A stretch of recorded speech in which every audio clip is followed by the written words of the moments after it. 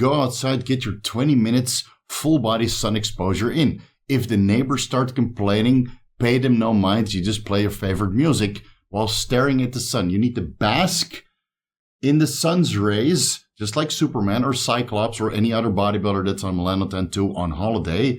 Bask in the sun's rays to increase your body temperature and get full body sun exposure, modulate your cortisol system, and this way you can get the day started properly. Vigorous Steve here with part 4 of the Deep Sleep Deep Dive video series. Steve, why the hell are you wearing a shirt, bro? Let me explain. I did some Graston technique on both of my shoulders, chest and biceps, and now I'm black and blue. Actually, it's not that bad. You can see it right here, but I'm wearing the shirt for the sake of keeping your appetite. What do I want to discuss in this video? I want to discuss the best practices to help you fall asleep as naturally and as good as possible. And this is probably the only video in this video series where you don't really have to spend any money. All you have to do is make some correct choices.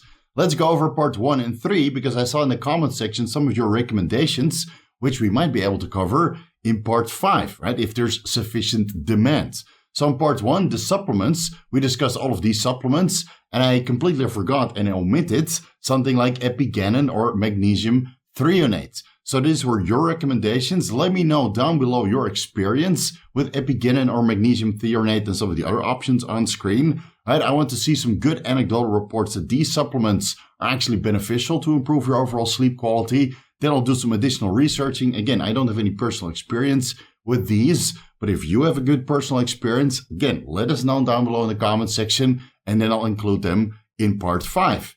And we discussed these drugs and medications in part 2 of this Deep Sleep Deep Dive video series.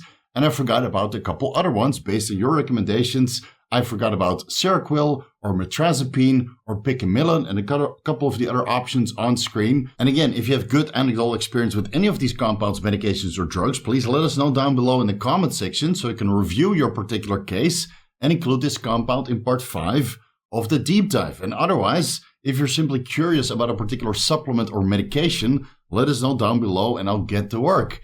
In part 3, I reviewed particular devices, products, and tools which can help you improve your overall sleep quality. I don't think there were any recommendations, so there was a general consensus that the list that I provided was actually good enough. But if you feel that I missed something, put your comments. It will only fuel the algorithm harder. Before we get into part 4, please like the video, leave a comment for the algorithm, and consider subscribing if you haven't already. If you want to vote for upcoming deep dives or join the weekly Vigorous Q&A, which is always on Saturday, you can do so by becoming a Patreon or YouTube member. In this part, I just want to discuss the best practices, no money required.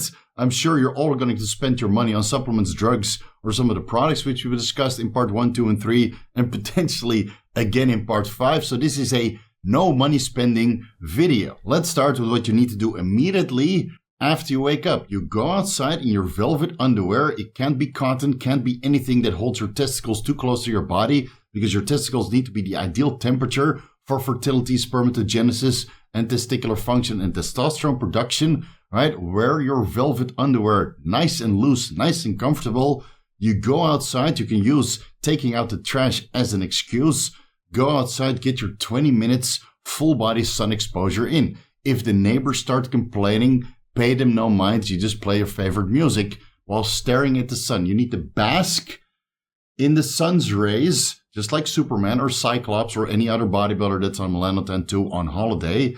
Bask in the sun's rays to increase your body temperature and get full body sun exposure, modulate your cortisol system, and this way you can get the day started properly. Then immediately after that, increasing your D3 levels, you go into the sauna for about 10 to 12 minutes, then you hop into the ice bath for 3 to 5 minutes, and then you abstain from drinking coffee for approximately 90 minutes to 120 minutes, because otherwise your adenosine blockade from the caffeine is kind of discombobulated. You need to clear this adenosine from your system naturally. Sounds like a lot of work, right? Well, that's what I got from the Huberman podcast. And even though the Huberman podcast is a great source of information, I think you guys come to me for a little bit different advice. So again, I'll list all of the Huberman podcasts down below which discuss sleep, a great resource, but this is not why you came to the Vigorous Steve YouTube channel. You came here for the spicy stuff. So let's just do it in reverse and work our way back from going to sleep all the way down to actually waking up, not while you're sleeping, all the stuff you need to do while you're awake. When you go to bed, you know what helps the most? Not having a guilty conscience. So if you have anything to resolve, do it during the day. If you have bills to pay, do it during the day.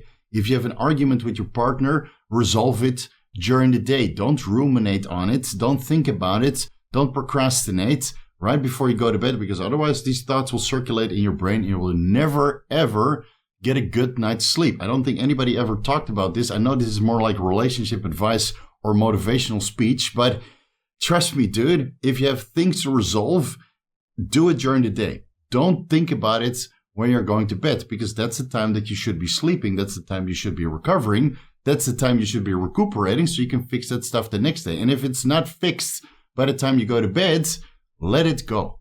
I know that's hard. Yeah, that's something that I had to learn in Thailand. But letting it go for your 6 to 8 hours of high quality sleep is probably the best way going forward. Because again, laying in bed all night thinking about particular things that you need to fix doesn't really fix the issue. You're thinking about it, but you can do the same thing as soon as you wake up. You had your cup of coffee and you go to work, you address it, you fix it. Don't go to bed angry or upset or full with guilt. It will literally ruin your night. Then 1 hour before you go to bed, you shut everything down.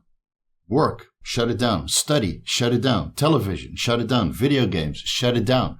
And I understand that most of these have to do with blue light therapy or just bright lights in general, right?